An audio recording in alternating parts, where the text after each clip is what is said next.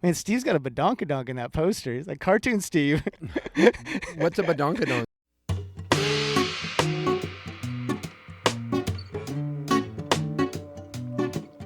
It's springtime. I'm with my cousin.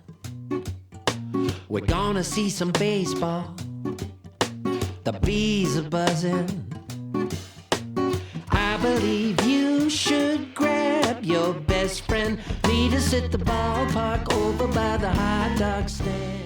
Welcome to the Marinade, a free-flowing conversation about the creative process with creative people. Each episode, we welcome musicians, actors, comedians, authors, visual artists, filmmakers, anyone who creates art, to talk about how and why we make stuff. This is episode 185, and our guest is Steve Poltz.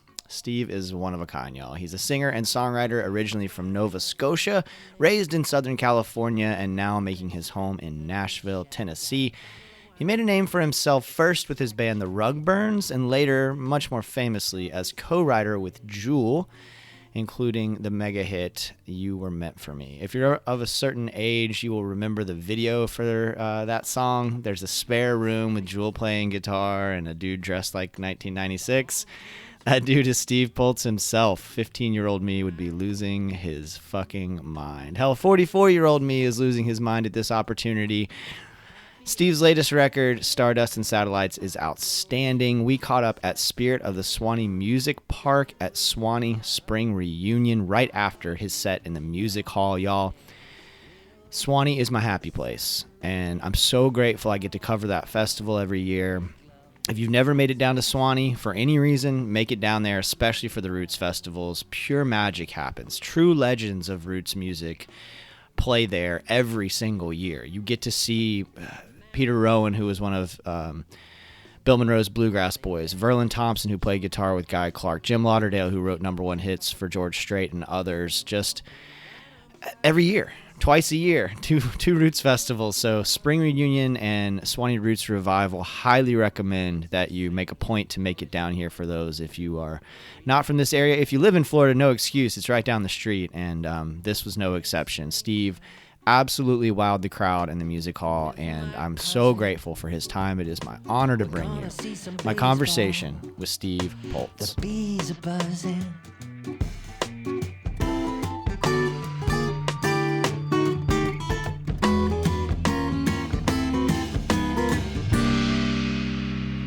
And it's a high fly foul ball into the right field seats, caught by the man from Walla Walla. I interviewed Verlin at Skipper Smokehouse. Oh, yeah. I just played there 2 nights Yeah, I ago. know. I want to talk about it. I want to talk about your Florida run, because I was at Tuffy's, Yeah. and I know you played with Hannah Stokes. Mm-hmm. Were you at the show? No, I was in Nashville. I hauled ass from Nashville yesterday. I live in Orlando, but I went up to Nashville to see Jason Isbell solo Thursday. Where at? At the Pinnacle. I don't even know that venue. It's brand new. Dude, How many does it hold? I don't know. Pretty big room. Indoor? Yeah, indoor, big old, beautiful rock club. Seated or standing? Well, they had like folding chairs. Mm. So looks like a very versatile, like state-of-the-art, I mean, gorgeous. Everything's easy to navigate. Yeah. You know, you can like easily find your way to a drink or merch, or I didn't have to wait for anything. No bathroom line. Sound was incredible. Crowd was amazing. Everybody was friendly. But yeah, hauled ass yesterday. I drove 11 hours to get here. Whoa. I cover this festival every year, and I was really excited for it, and I was really grateful that you said yes to this conversation. I'm probably going to go take a nap after this. Right on. But I was at Tuffy's, and right before I left, and Pearl Rachinsky was there with John Moreland, and I interviewed Pearl for the podcast. And we looked up right before, we were just kind of chatting before, and there was a poster of you. And she was like, and then the poster, she was like, man, Steve's got a badonkadonk in that poster. He's like, Cartoon Steve. What's a badonkadonk? Like a big booty. Oh, yeah. It's really funny. It's a really funny poster, but it was a funny. Oh, yeah, I'm riding an alligator. You're riding an alligator, yeah. It's a really fun moment. I love Pearl. She's my buddy. Did she tell you? She did, yeah, she did. She said nice things about you too. Yeah, she was great. That was John on it too? on On the podcast? Yep. John's been on. John was on in the summer, or right when the record came out, whenever that was. I love him. Yeah, he's great, man. Yeah. That was the first time. That night was the first time I got to meet him in person, and he was just as cool as he could be in person too. It's really cool. I've been such a monster fan of his for so long, so it was really nice to get to like meet him and find out that he is that cool. You know, that he is like the guy. He really is. Yeah. Man, what a fucking set. That was so fun. We're sitting here at Swanee, and you just played the music hall, and Jim Lauderdale came out and played a song with you that you guys wrote that you're gonna record. I did again, yeah. Oh my God! And then you closed with Neil Young, and I had all these like I'm gonna get back to my notes, and I had all these thoughts in my notes, and I was like, well, those are probably going out the window because I have so many things to ask Steve about now from this set. That's the kind of set that's so rich that I just like want to do a whole podcast about it. You know? Mm-hmm. Crowd was amazing. Like. The stories were perfectly timed. Masterclass in performance, dude. Thank you so much. It was so fun. Good. I'm so glad that you had that much fun too, because we were having that much fun in the crowd. But I do want to talk about a lot of different things, and I think the place I want to start, because it's the thing I'm probably most passionate about outside of maybe music, is your passion for baseball. Oh, yeah. Did you hear my baseball song? Yeah. And I knew it coming in, right? I knew it from the record. But I got a couple of questions. First one is, how well do you think the Padres are going to do this year? I think they'll be a third-place team. Really? Yeah, nobody's going to beat the Dodgers. Of course. They're so good. Yeah. I think the Pods, well, okay. If Tatis has a breakout MVP year, they could be in there. Yeah. And Jackson Merrill is so good. Yeah. And he loves to play the game. Yeah. He just loves the game. And Manny's going to be Manny. Yeah. Yeah. We'll see how he does. And I don't know, I don't see them winning the NL West or winning the World Series. Yeah. I'm just being honest. As a right. fan. It's too hard to get out of that following division. them. They're in like almost last place in spring training. Yeah. But that doesn't mean anything, Sure. spring training, but still, it means something. Yeah. Yeah. I'm a Reds fan, so I'm actually optimistic for the first time in forever this year. Who are the most creative baseball players, do you think? Could be now or maybe ever. I really liked Blackjack McDowell. Uh-huh. I mean, he was in a band, and I got to know him. And he was really creative and cool. I love that guy. And then Barry Zito, he's a really good guitar player. Yep. I got to know him. And then Bruce Bochy, who's a friend of mine, he played catcher for the Padres, and then he was a manager with the Padres, along with my friend Tim Flannery, who was a second baseman for the Padres and then became third base coach under Bochy. And then they went up to San Francisco and won 3 World Series together, Flannery and Boch. Yeah. And Bochy is one of the most creative people, the way he manages the game, because he's using instincts like a poker player, because a lot of it has just become such statistic-driven baseball, which I understand, and Billy Beane started all that with Moneyball.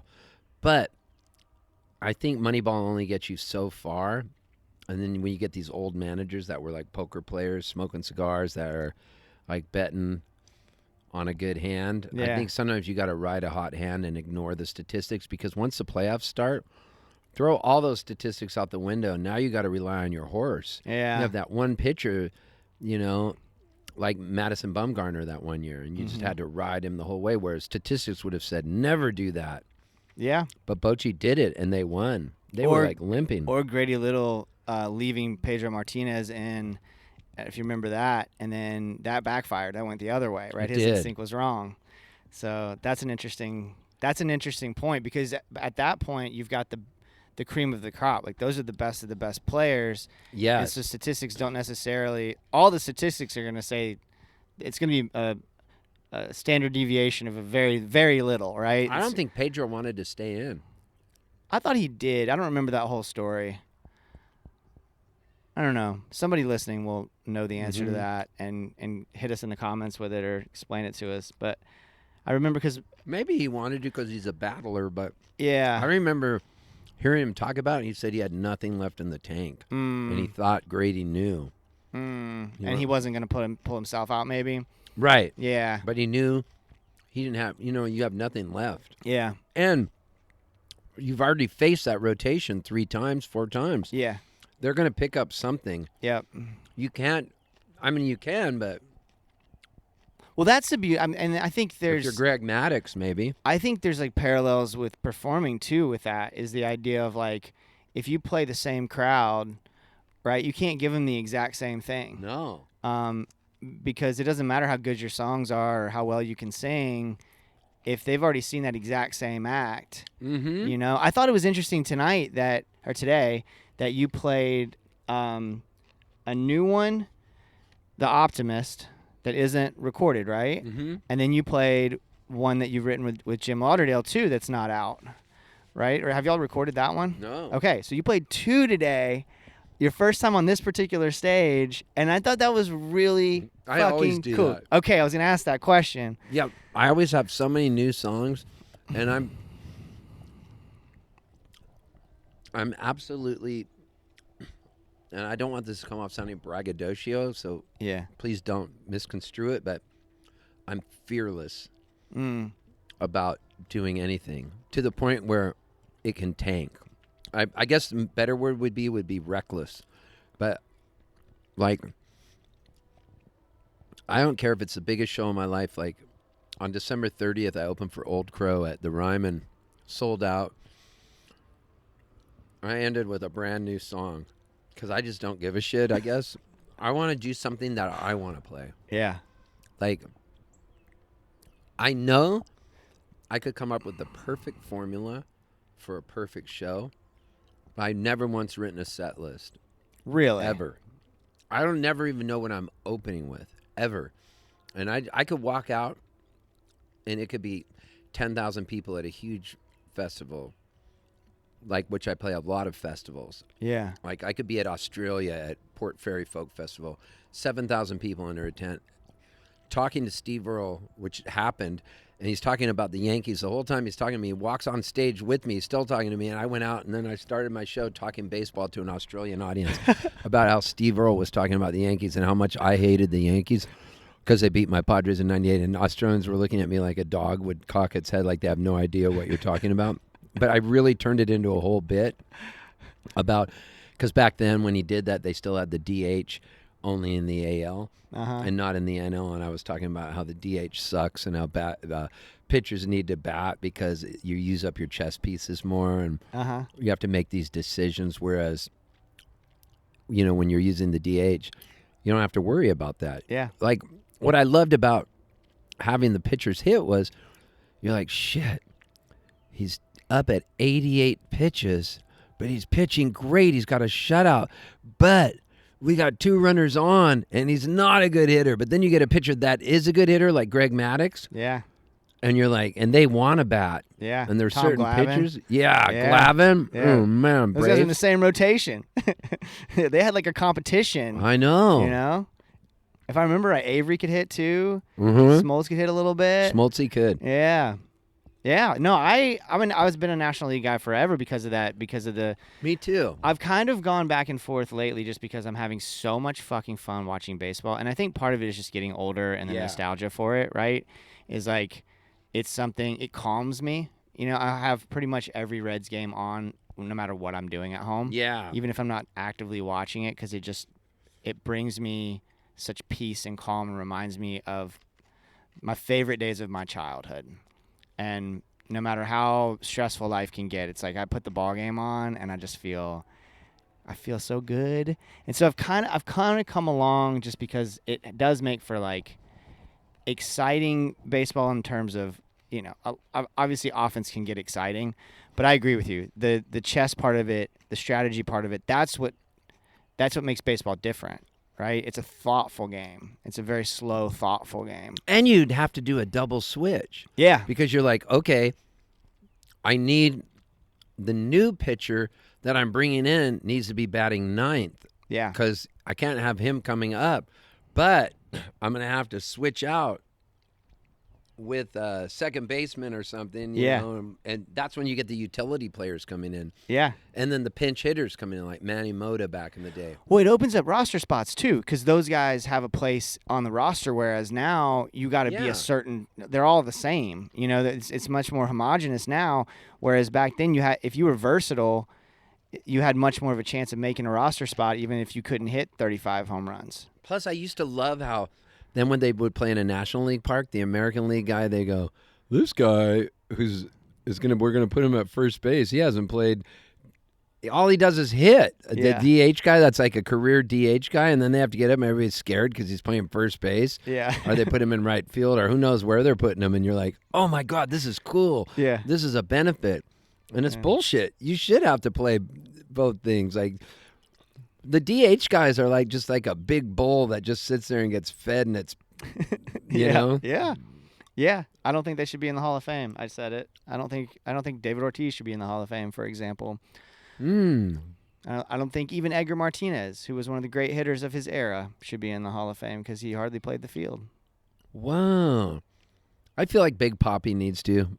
I'll give you a little pushback on that, only because he's Big Papi. Okay. All right. Okay. I think his sheer personality, force of personality, and the big games he won. But I could be wrong. Well, so personality is an interesting thing to talk about because I think, again, parallels to creativity and music, right, is that your songs are undeniably great.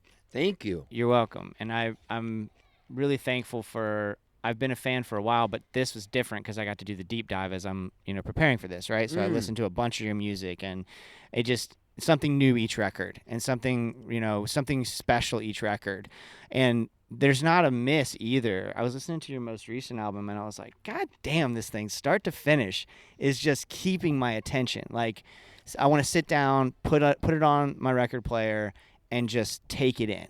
That kind of a record. And that's my best record I've ever made. It's so good, dude.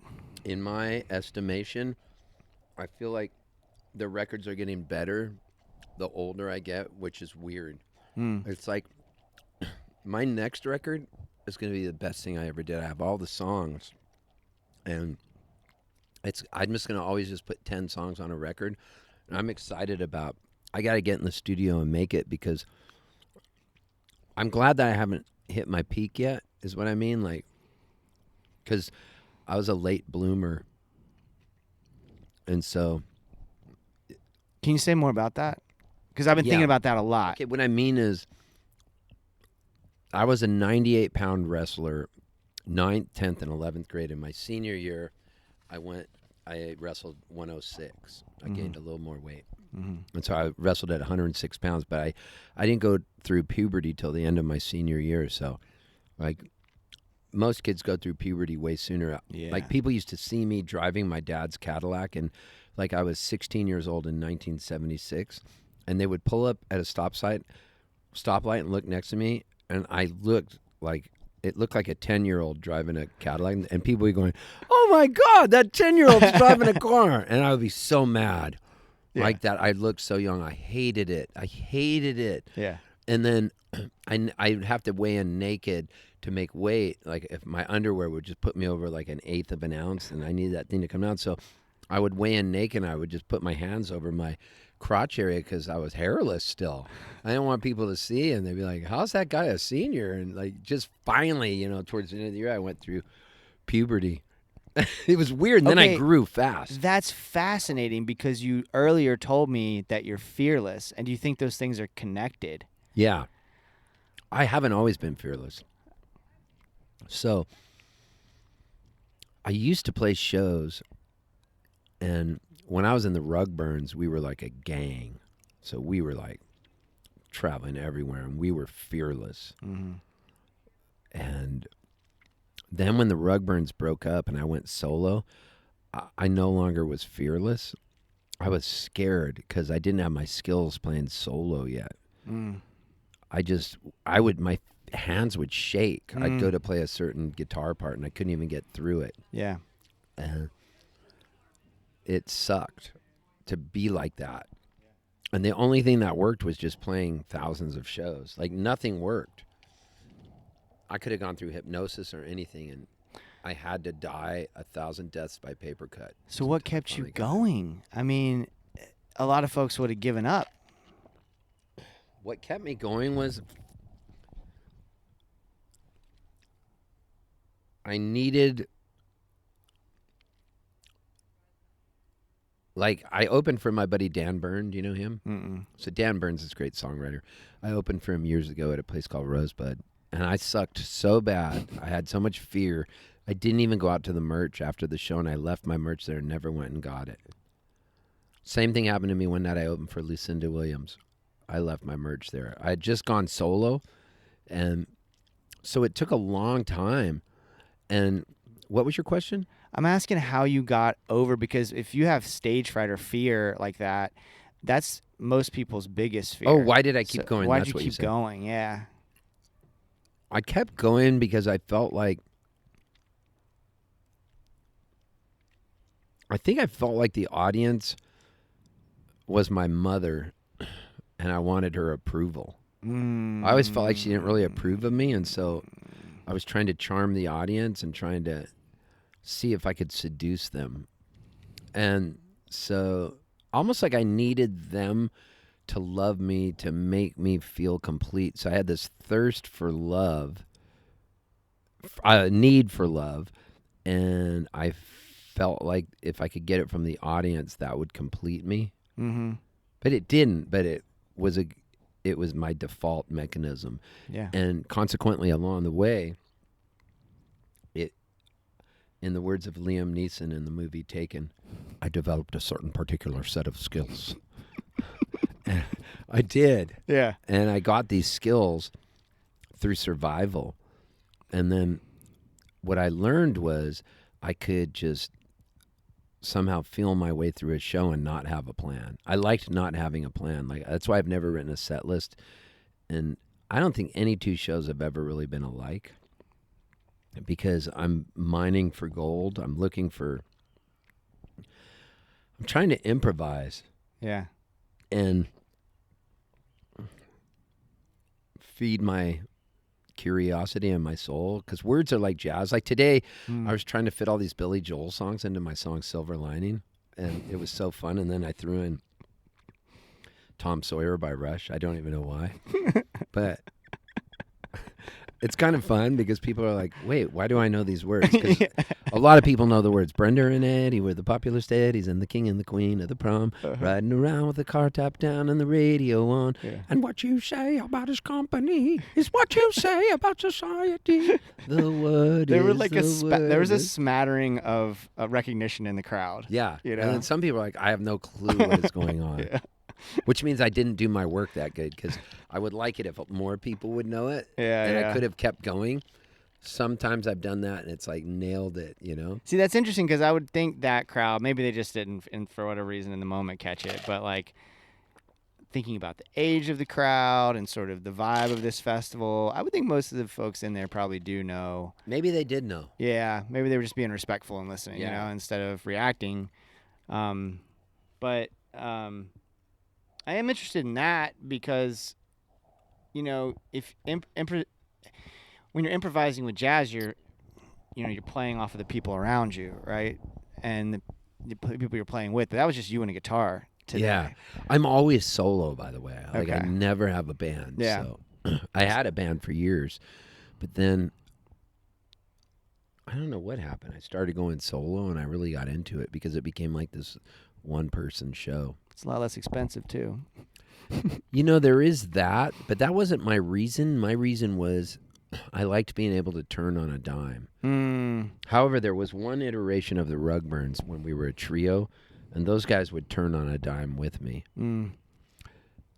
But then there's something about the freedom of being solo. Mm-hmm. That's cool. Yeah. You today told a story, you told a story about being flown out to Vancouver to play. Really perfectly delivered story, by the way. Thank you. Being flown out to the Pacific Northwest to play Yeah. Neil Young's tribute. And one of the things I'm interested in is like I don't necessarily want to ask you the whole Jewel story, because I think the Americana Curious guys had you on, and I want to shout out those guys and say, everybody go listen to that, because you did such a masterful job of telling the whole story about meeting Jewel and everything that happened with that, and writing You Were Meant for Me and all that kind of stuff. And it's a riveting story. And part of that story is that Neil Young really took a liking to Jewel and brought y'all out to record at his ranch. And then and I was just thinking about the connection between that, and then you played Birds earlier. Yeah. And I'm just super curious about like what that experience, like, first of all, going to Neil Young's ranch was like, especially given what you said earlier about how much you clearly respect this music, and then also kind of like how it came full circle for you to then play the tribute. That's a really interesting, cool footnote, I feel like, almost to your life. Like, what was it like to go to that ranch, to be there with Neil and Jewel? You know what? It was like back in 95, I think, 94 maybe. Mm-hmm. So I was 34 years old, and me and Jewel were together as a couple back then in those days, and we stayed at Elliot Roberts' place on Neil Young's property, and Elliot was Neil's manager. He's now deceased, but he had Lookout Management. And so Neil had like these little houses on his ranch. It was like a lot of land, and that's the ranch he wrote Old Man about, the song Old Man, Look at My Life. He bought it from an old man. And so he had this all these barns, like where one had just Lionel trains, because he loves trains, and he builds all these train tracks, and he's really into it. He's got all these different things he does. And so he really liked Jewel, and so going up there, I feel like she appreciated it for sure, because she loved Neil, but I feel like I appreciated it even more, if you can, because I was older than her, and I grew up learning to play Needle and the Damage Done and Old Man and Southern Man and everything off of Harvest. Like, that was it's a tapestry to my life, that record, and After the Gold Rush. Yeah. And so Neil was so awesome to let us come out there, and his band played on her record. It was the Stray Gators. And so it was Tim Drummond, who's now dead, greatest bass player ever, Kenny Buttrey on drums. He played on Bob Dylan's record, Blonde on Blonde, Rainy Day Women, number 12 and 35, I think that song's called. Everybody Must Get Stoned. Uh-huh. You know how it starts with a drum beat that goes ra-da-da-da-da-da-dun, Yeah. ra-da-da-da-da-da-dun, ra-da-da-da-da-da-dun, yeah. You know, and as legend would have it, he went out and at first they had this brass band in there, but they were too good, and Bob Dylan didn't like it, so he goes, there's a Salvation Army band playing in front of this market, let's go get those guys. And that's why it's so like kind of shittier sounding, but good, shitty in a wild. good way. Yeah. Like what I like. Yeah. Like, I've always been drawn to stuff that's kind of shittier. Mm-hmm. I don't know why, but I don't like stuff with a sheen and a polish. Yeah. And a veneer to it. I like stuff that's more ragged. Yeah. Like, I like how on Neil Young's song off of Greendale, he has a song called Bandit, how you can hear his E string rattling on the frets. Mm-hmm. He's talking about wrapping up dope in a paper bag. Like, that guy's just all heart. So I got to be the guitarist on that record with the Stray Gators. And I mean, just hanging out with Spooner Oldham, and hanging out with Kenny Buttrey, and hanging out with Ben Keith, who's now dead, and he was a pedal steel player. He played pedal steel on Crazy by Patsy Cline. Oh, shit. And he was in Stray Gators, and all those guys, and just being around them and their comportment and the way they carried themselves. They were just like funny, and they were still gentlemen, and they were well read and well spoken, and they'd seen it all. Mm-hmm. You know that people have traveled and played the big stages, and they're our teachers. I mean, those people are my teachers, and they've seen it, and their weathered eyes, and you're looking at them, and their faces are like road maps, and you're just hunkered down next to them, and they're telling you stories, and that's my college education right there. you now have story after story after story. I heard like 4 mind-blowing, fascinating stories today, right? Yeah. And I've heard you tell other incredible stories about your life, and you sing about them, you write about them. Do you have a sense of kind of being that educator for other musicians now? Yes, and it's weird. I don't know when it happened, but I remember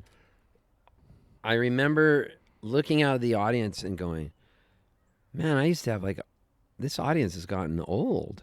How did this happen? Like seeing people, limping in with oxygen tanks, walkers, some of them, God bless them. Yeah. And I was like, when did that happen? I go, oh, right. I'm 65 now. It's because my ass is saggy and old. So Not on that poster. no. So you can do anything on a cartoon drawing. So, but yeah, I felt that. And then I went, wow. Now I'm meeting all these younger musicians that are doing it, and they're coming up and talking to me, and I'm talking to them, and I'm kind of holding court or, just shooting the shit. And I'm noticing, whoa, I'm older than them, so how do I put this in a way that sounds right? I'll try to do it the best I can. A lot of times when you're younger and you're with your peers, there's a sense of a competition a little bit. There can be. And you're not going to give them quarter on certain things. But if somebody is out of your league age-wise, like I am now at 65, and I'm hanging out with 28-year-olds, they're willing to give me quarter and allow me to proselytize on something and just bullshit with them about what my view is on something. And it's weird, and I notice it started happening, and so I don't represent a threat to, and if you look at it in the most basic instinct, we're like apes. Yeah. I'm super close to this guy named Bob Schneider, and so we talk probably every other day. He lives in Texas. He's like, we're all just apes.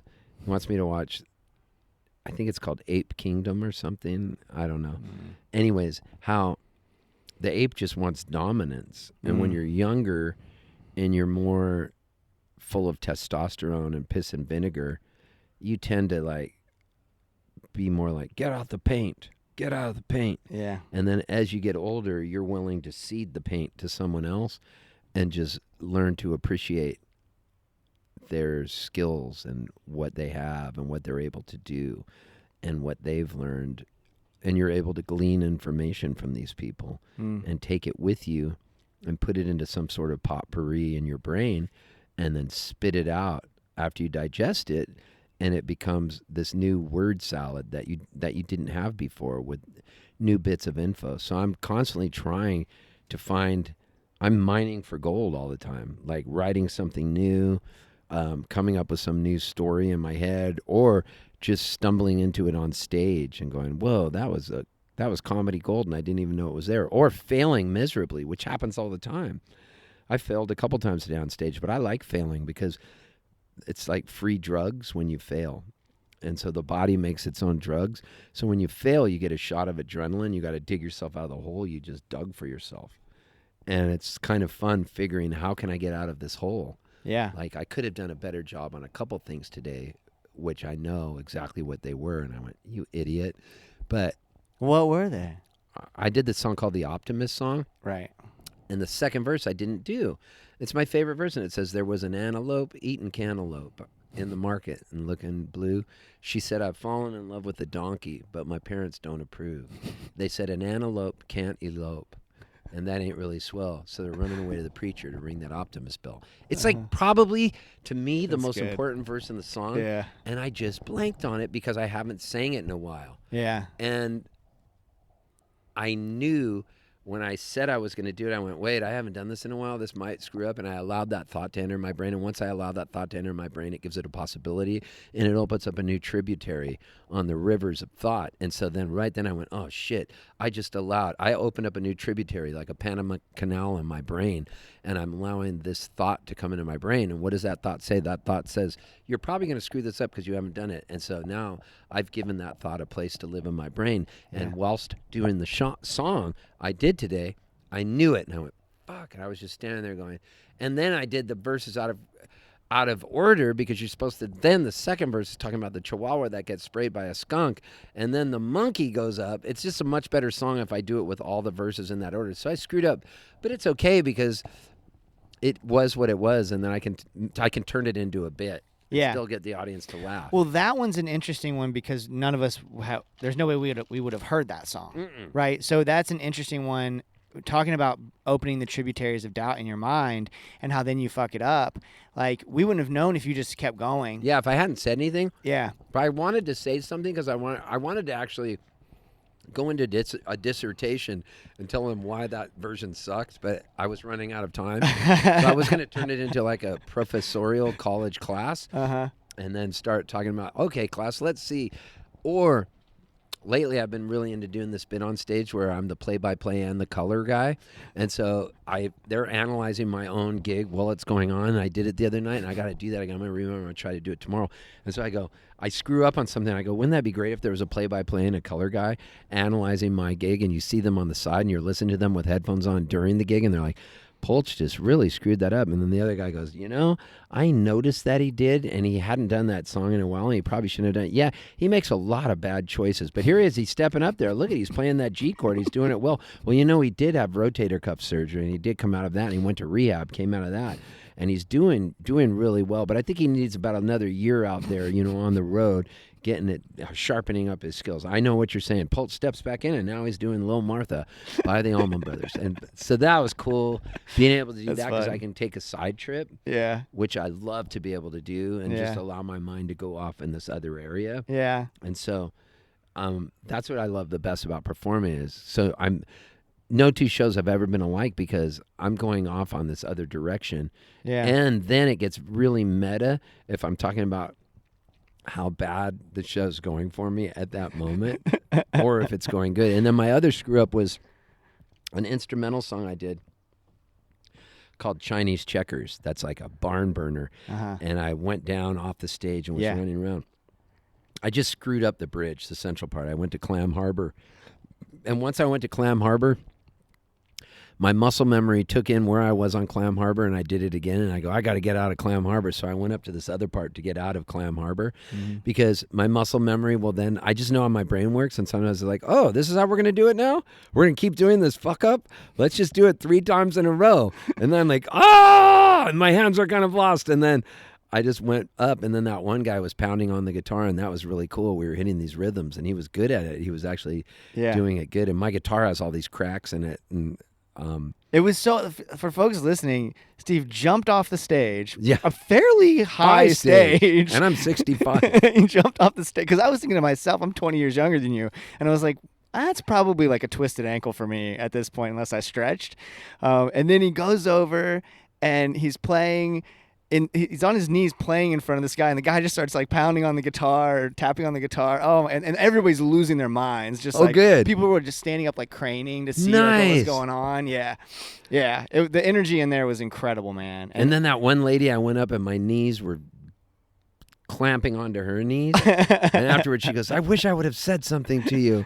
There was a woman that came over. I don't know if you noticed her. She came over next to me. I was sitting like stage left there's a bar over there. Yeah. So I was sitting over there just kind of taking notes and taking it all in. And this woman just walks up, expressionless.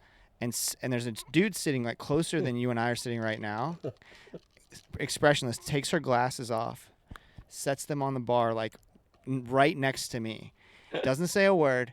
Goes over stage left and starts doing this like hula dance. Hoop dance. No, it was just there was a lady with a hula hoop, and then there was a lady doing like this expressive dance. Yeah, to birds. Yeah, to birds. Yeah, at the end, it was that the whole energy of the show was just. She came up and told me why she had to do it. Oh, why? She said, I was so moved by your set, and I love that song Birds, and you allowed me to unleash my inner child. She goes, because you were being so playful, I knew you wouldn't mind, and I just went up. I've not done that before, and it was cool. And she hugged me and thanked me. Because in the moment, I thought this lady does like expressive dances or interpretive dances at shows. I'd never seen her before in my life, and like that's amazing you said that, because the expression on her face, dude, was like she was in a trance. That's what she said to me afterwards. She goes, "You put me in a trance." Yeah, that's what it looked like. It was like she didn't, because I thought at first that the guy sitting next to me knew her, but she didn't acknowledge him at all. I thought she was just gonna go sit down next to him, but she didn't acknowledge him or me at all, or our space or anything, which was fine with me. But it was just fascinating because she looked like she looked like she was possessed or something, like in a good way. You know? Not by some evil force or something. No, it's but crazy it's because people come up after my shows, and the fact that I'm freestyling or whatever you want to call it, or just letting it fly, it makes people want to come up and tell me things. Yeah. They always want to come up and tell me something very personal, or they'll start crying or something. And that's when I know I did my job. I think also that's beautiful. You also just have, I've been sitting here talking to you for 40 minutes.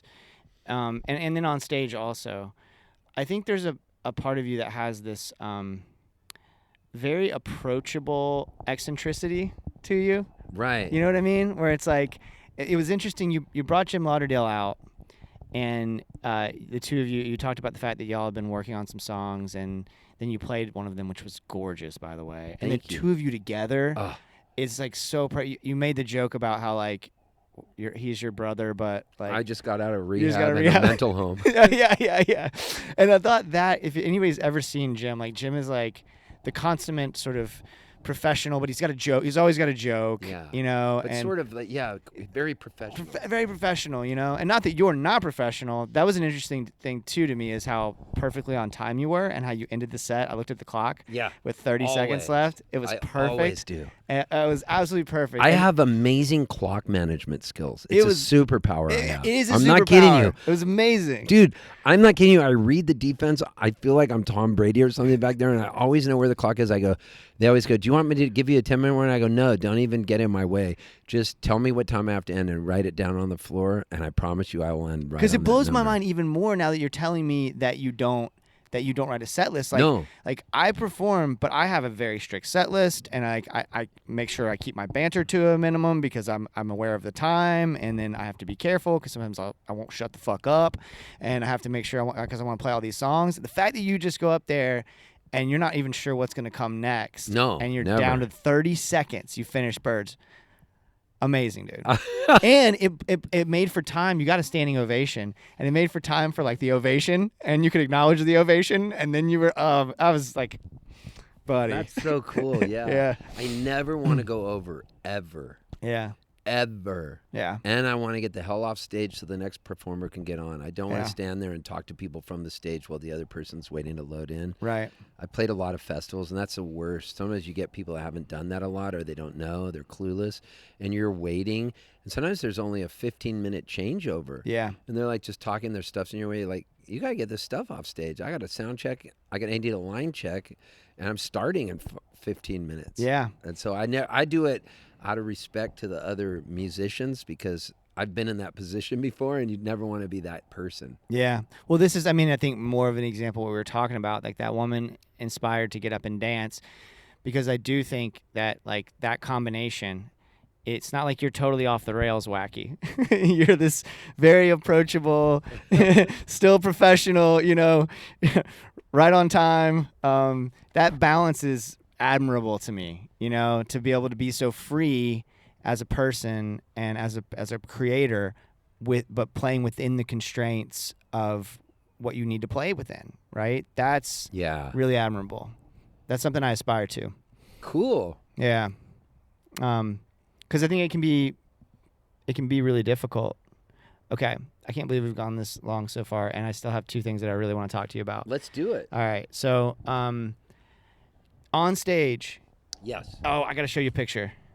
I was tweeting about your set, and I just kind of quickly checked Instagram too while I was doing that. And when I did, you told a story about John Kruk on stage, right? Yeah. Look what the first thing that was on my Instagram was. How is that possible?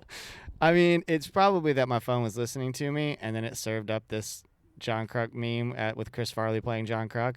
Oh my God! But isn't that crazy? Why, you had just told the story, and you started playing the song. Your phone listened. Yeah. Oh my God. Yeah. But you know John Kruk? I met him. Okay, you met him. Say All I right. know him, Okay, all right. He called me up and thanked me. That's cool. And I said, I want to take you surfing in San Diego next time you come out. And he goes, I'm too fucking fat to surf. That was his exact quote. But I'll try. Oh, that's great. Yeah. Yeah, that was a really cool story. I really wish I was in that room when you're writing that song with Jewel, right? Yeah.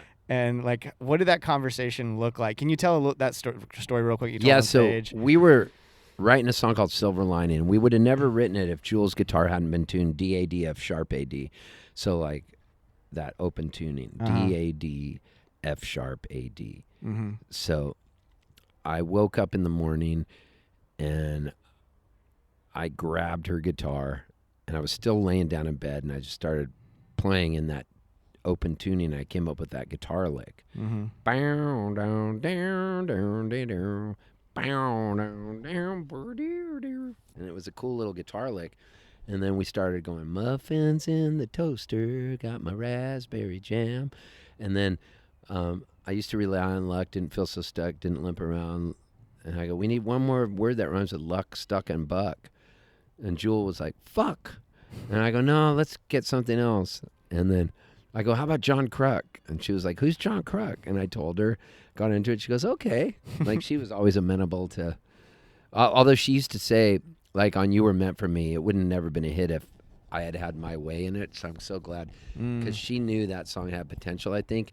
And she was like, because I started taking it to left field, like, yeah, you were meant for me and I was meant for you. Like he's a stalker and he's underneath her bed. And I was laughing. And she said, we're not going to Poltzerize this song, which became this verb for fucking a song up and turning it into Dead Skunk in the Middle of the Road, you know? Yeah. Which I always loved songs like Dead Skunk in the Middle of the Road. And like when I was a kid, I remember listening to Dr. Demento all the time on the radio. Mm-hmm. And I was like, why aren't all songs like this? Like they were funny and they were like, you'd get them right away. Yeah. I always loved those. And they go, that's a novelty song. Yeah. They don't have legs. But I was like, but they're funny. Like I always loved when I heard, hello, Mata, hello, Fada, here I am at Camp Granada. And then when I used to watch the Smothers Brothers, I fucking love Tommy Smothers. And I'd always go to my parents, why is Dickie Smothers so mean? They go, no, he's the straight man. He has to be that way. And I was like, what do you mean the straight man? And I started understanding it. Oh, they need each other. He has to give them these disapproving stares. And I always related to Tommy. Yeah. Like Tommy is the archetype and the prototype for me. If you were to take what I do on stage, it's a little bit Tommy Smothers, maybe a little bit James Taylor, maybe a little bit Robin Williams, maybe a little bit Leo Kottke, and probably a little bit John Prine, like an amalgamation of all these forces and Neil Young. Mm-hmm. You would get that spit out to what I am. How did I describe it in my notebook today? It's somewhere between Todd Snyder, Weird Al Yankovic, and I think I said John Prine too. I can't remember. Well, but Todd Snyder's a good friend of mine, and we used to tour together when I was in the Rugburns and he was in the Nervous Wrecks. We painted each other's toenails, and I still love him. We're good buddies. So I could see that reference too. And then Weird Al covered a Rugburns song that I wrote. Mm-hmm. He didn't cover it. He has a song called Albuquerque, which is based on a song I wrote called Dick's Automotive. So if you listen to Dick's Automotive by the Rugburns and then listen to Albuquerque, you'll be like, holy shit. That's fun. He completely took the form of that song and my delivery, how I sing it, and he turned it into Albuquerque. Have you ever heard the song Albuquerque? I don't think so. The Rugburns have a song called Dick's Automotive, right? Yeah. And hey Siri, play Dick's Automotive by the Rugburns on Spotify.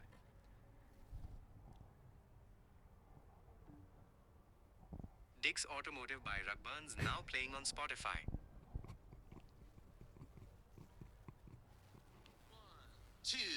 1, 2, 3, 4. I'll just play a snippet. Yeah. John was living in Ocean Beach, California.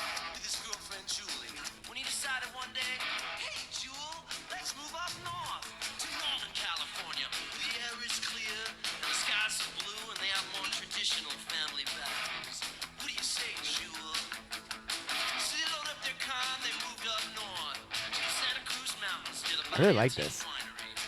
Into a one-bedroom trailer behind a bowling alley. 2 blocks from the supermarket. 1 more block to the south of Dick's Automotive. Oh, I fucking love this song, actually. This is great. So, college radio DJs used to play this when they had to go take a shit because it's like 8 minutes long. And it's me just going off. I was ad-libbing it all. Okay. And I wrote it when a tow truck came by us one day, and it said Dick's Automotive, and I immediately wrote the song in my head. And they were going, "What are you laughing at?" I go, "I just wrote it this song." They go, "How?" And I go, "I just visualize this whole thing where these people get this guy scams on this guy's girlfriend." It's a crazy story. Yeah. And so we used to play in LA a lot, and Weird Al would always come see us, and then he'd come backstage and hang with me, and he'd always say, "Are you going to do Dick's Automotive? Are you going to do Dick's Automotive? It's my favorite song." He wanted to direct a video for us, and so Weird Al loved it, and we'd hang out. Hey Siri, play Albuquerque by Weird Al Yankovic on Spotify. Now playing Albuquerque by Weird Al Yankovic on Spotify. My Siri's from India. Yeah, I see that.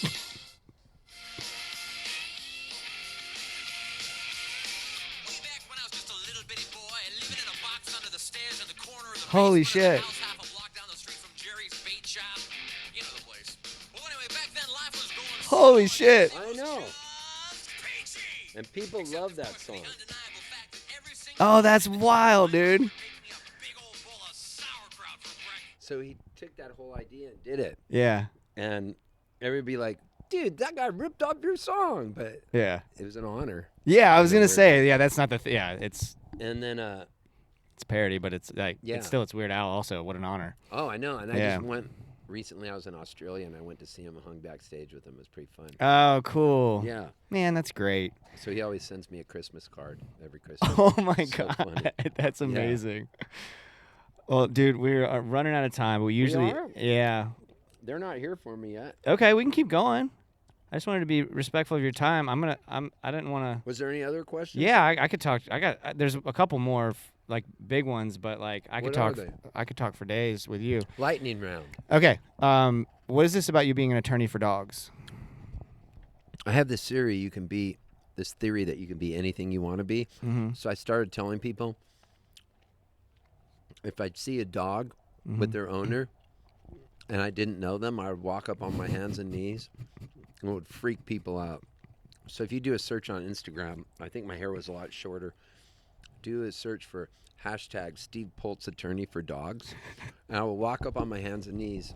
The dog would look at me and I'd go, "Hi, I'm Steve Poltz, and I'm an attorney for dogs. If you're not getting enough treats and walks, we could sue her, and then I'll get a percentage, and you'll get more treats." And the dogs get all excited, and then the people like grab their dogs and walk away from me. And so I got hats made and everything that said Steve Poltz attorney for dogs. That's super fun. Oh man! And then the last one we usually end on is what you're getting down on. So that's the art that has you fired up at the moment. Could be anything. Doesn't have to be music, or it could be music. TV show. I'm really into Severance. Oh really? And I'm holding off this last final episode for this season till I get back to Nashville in 2 days, because I could watch it on my iPad, but I want to watch it on a big screen. Yeah, if you're really into a show, don't do that. Yeah, watch it on the big screen. And it's brilliant, this Is it? show. I'm so into it. I think the reason I haven't watched it is because it feels like I'm constantly freaking out about death, and it feels like it would give me existential questions. You know, it just feels like it would get me too lost in that part of my brain that I'm already living in all the time. Do you know the premise of the show? Isn't it like you like plug into your work life, and then you're also like you have your separate like personal life, right? And then there's a severance between the two. Yeah. There's a brain chip put in the brain, and you go down in this elevator, and then they have this different power that connects to the chip, and you don't know who you are. You're what's called your innie at work, and you're your outie when you're out of it and you're back in the real world. Yeah. And so when you're at work, you know nothing about what your outie does. You're only your innie. And it is so brilliant on so many levels. It's mind-blowing. Okay. I've not seen anything this good probably ever. Really? Where I'm so into it because I'm like, whoa. Because your innie could start falling in love with another innie, but your outie would never know. And you could be married and have and a family and everything in your outie. Yeah. Is it your same body? Mm-hmm. Oh, shit. Exactly the same. It's so weird. And everybody is everybody's in this world? Like, well, maybe that's a spoiler. No, it's not a spoiler. There's Okay. like only certain people Okay. have had the chip put in. Oh. And they're working on something down there, and you don't know what it is they're working on. Oh, that's even crazier. Which I might find out on this episode because they've been working towards this thing they're doing. And I'm just like obsessed with this show. Okay. I'm gonna try the first Well, you're episode. lucky because you can binge the whole thing. Yeah. I've had to wait. You can binge both seasons. All right. I'll try the first episode and see if I can handle it. I get really sucked into film of any sort, especially if it's that good. And so like I get heart palpitations and that kind of thing. Like it knots in my stomach. You're very empathetic. Yeah. You're an empath. Yeah. Aren't you? I am. And you're high anxiety. Yeah. Yeah. It's both. Yep.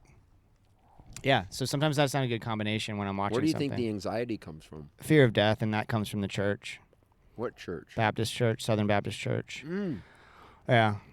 I remember lying in Did bed. you hear my song yesterday, The Son of God? I wasn't here yesterday. I didn't get here till 8. I have so this missed brand it. new song called The Son of God. Okay, I want to hear about that. It's a conversation between me and Jesus. And so I did it on stage last night, and I had to read it off the phone. I have the festival director, Beth Judy, hold the phone. Do you know her? I've never actually, I know of Beth, of course, but I've somehow in 12 years of covering this thing, I've never met her. She's super cool. Yeah. She held the phone. And when Jesus talks, his voice is higher than my voice. Mine's a deeper, the way I'm speaking to you now. So it starts off and it goes. So imagine this.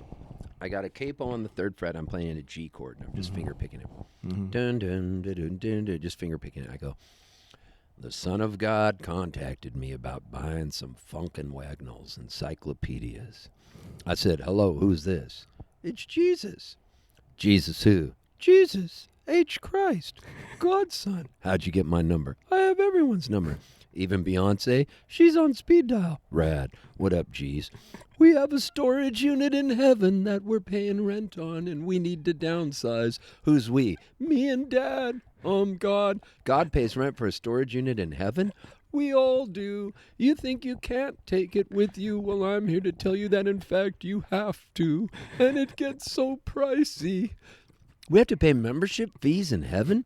Yeah, man.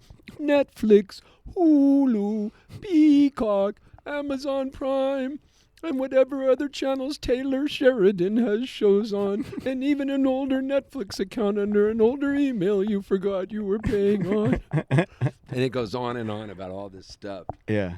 About he's trying to make a deal with this guy to buy some encyclopedias because he wants to downsize. Jesus is trying to downsize all the stuff they have up there. Yeah.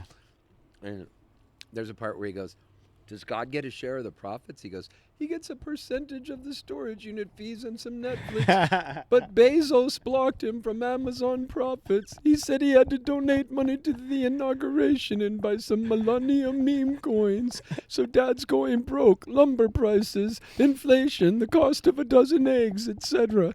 And the audience is like, whoa. It goes on and on. It's a whole conversation. Yeah. So, okay. I did that last night on the main amphitheater stage. How'd it go over? So good. Good. That's awesome. That's awesome. So where are you? You went to Catholic school, college at least, right? Oh, yeah. I was an altar boy. Okay. What is your spirituality? Where are you spiritually and religiously now? Jesus is just all right with me. Jesus is just all right. Oh, yeah. Well, I almost feel like I was brainwashed. Uh-huh. So where am I? I like the idea of a force. Mm-hmm. But then, I listened to John Prine and his dad tell him, when you're dead, you're a dead peckerhead, and that's it. You're done. Yeah. Like,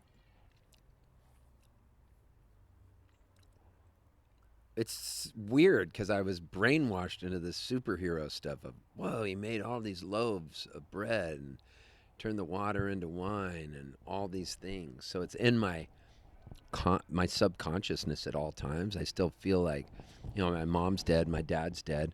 I feel like my mom's like watching me. I'm scared of her. I was scared of her when I was alive. Yeah. So I feel like it's affected my relationships. And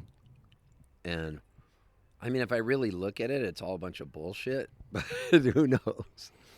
Well, the fear for me isn't of my mom. It's of, I was taught when you die, if you don't say this certain prayer and believe this certain thing in your heart, then one of two things is going to happen.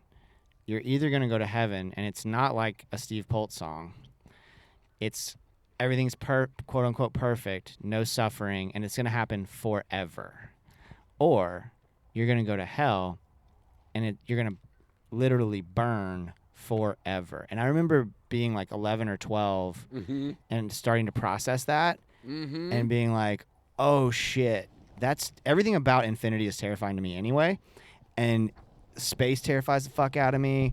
Like just thinking about things that don't end, but then ends bother me too. And I think that's as a result of that feeling of like one of these two things is going to happen. There's no in between. There's no, and only these certain people are going. It's white. Basically white. I was basically taught that white Southern Americans that are Protestant are going to heaven, right? Not black people? No. I mean, but they were. I guess they were allowed to go, maybe, but they were. It felt like they were like going to be lower class citizens or something if they went, because they were cursed by God because of the curse of Ham. Oh yeah, yeah. So that was never totally explained to me. How's it going? Totally clear. Hi, thank y'all. That was never totally explained to me. That's a good question. Because they were cursed on earth, but were they allowed to go to heaven if they... I don't know the answer to that one. Yeah. That's an interesting question. But yeah, that's where my fear of death comes from. I've unpacked it in therapy. I work on it. Cool. Yeah. Well, this was fun. Dude, thank you. This is a blast. You. I really appreciate you. Likewise. That was a blast. Good Interview. Thank you. Good. I'm glad. You're good at this. Thank you. Keep doing it. I'm going to keep doing it. My cousin's got a girlfriend, her name's Mary. She's gonna bring a best friend, her name's Sherry. Got a bottle of wine, it tastes like cherry. Our first date, it sure is scary. First base. Steve Poltz, y'all. Thank you so much, Steve. Thank all of you for listening. Poltz, POLTZ.com for all things Steve Poltz. Get a physical copy of Stardust and Satellites, y'all. The physical copy of the record is gorgeous. I picked mine up at Swanee Spring Reunion. One more quick plug for Swanee Spring Reunion and Spirit of the Swanee Music Park. Thanks to Beth Judy and Aaron Scholes for always having us out there to cover the festival. I'm so grateful. Check out my recap also of Swanee Spring Reunion wherever you consume podcasts. You'll get my Jason's Journal. Y'all, just what an incredible conversation. MarinadePodcast.com for all things The Marinade. Follow us on all the socials. Subscribe and give us a 5-star rating on your podcast app. Tell a friend about the show. These are all free ways to support The Marinade. Go do that while you're listening right now, please. It makes a big difference for us and costs so little of your time and energy. I just quit my day job, y'all. More on that in a minute. Speaking of which, I'm leaning into the creative work, so please follow Life's Greatest Hits on Instagram so you can get updates about my not-so-new podcast at this point with my dear friend Jordan Foley. We started this thing a while back. We recorded and released our first episode in July of 2024. Crazy to think that we're creeping up on a year of Life's Greatest Hits. We have some new stuff on the way for you, including a bonus episode where Jordan tells a really fun story. Just great feedback, y'all. The most recent episode, Foxes in the Snow, Jason Isbell's Foxes in the Snow, we had a blast making and people are really connecting with it. That's kind of going to be the direction of the show going forward is Jordan and I are going to sit down and listen to a record together and then set up the mics and have a conversation about what we just heard. So stay tuned for more of that. I think, I'm just so grateful for everybody who's listened and who weighs in on it. A lot more is going on, too, in my world creatively. I was recently a guest twice on the Records Revisited podcast. One where we talked about 1372 Overton Park by Lucero, and good friend of the Marinade, Matt Woods, is also on that episode. And then also we talked about The Dirty South, the Drive-By Truckers classic 2004 album. And Steven Dusner, who is a friend of the show and biographer of the Truckers, who's been on the Marinade as well. He was a part of that podcast. I'm really proud of both of those episodes. Ben and Wayne do such a great job with Records Revisited, so check it out. Make sure you subscribe wherever you consume podcasts to Records Revisited. Y'all, if you really like what we're doing, I just told you I quit my job, and I did so not lightly. It was a difficult decision, but things are wild in education right now, and I had to look out for myself and protect myself. So if you were thinking about joining the Patreon, now would be the time. Patreon's a place where you can support creative folks and their endeavors. You can join our Patreon community for just $2 a month, y'all. You'll get access to Patreon exclusive content like our show Jason's Journey, where I talk about the moments that shape my creative life and provide a window into the process of making the Marinade. I've also been doing What's Marinating, where I write essays about sort of my process and the things that are on my mind as relates to creativity. I've also been going live on YouTube, y'all, unrelated to the Patreon, and doing that almost every day and talking about what my creative day is going to look like. So hop over on our YouTube channel and make sure that you subscribe there anyway, because there's a lot of stuff that you can listen to the show. All of the episodes of the show are up there, of the Marinade, as well as all the episodes of Life's Greatest Hits. And then I've been doing Marinade Musings, where I talk about albums, as well as doing my my live What's Marinating. So lots and lots of stuff going on right now, and it's been fun. I mean, it's kind of nerve-wracking not to have a job, especially with the uncertainty in the world right now. But I made the right decision, and I'm going to try, at least for the next month or so, to really lean into the creative work and see if we can expand it. And so I'm grateful for everybody who listens and pays attention, y'all. You can try a free trial of Patreon. See if you like it. No pressure. Try it for 7 days. Set a reminder on your phone in case you want to cancel. Keep going if you dig it. And if you want to support the show financially, but you don't want to commit to a monthly subscription, I totally get that too. You can Venmo or PayPal us. It's just at the Marinade. We're planning on doing some stuff this summer. I put in to cover Laurel Cove Festival as well as Bonnaroo again this year. So that's the goal, to cover at least one of those. My hope is that Laurel Cove gets back to me. They're the same weekend, unfortunately. But if not, I'm happy to go back to Bonnaroo. They take such good care of us there, and I'm really grateful that we get to cover that each year. And these experiences only happen because of the generosity of y'all.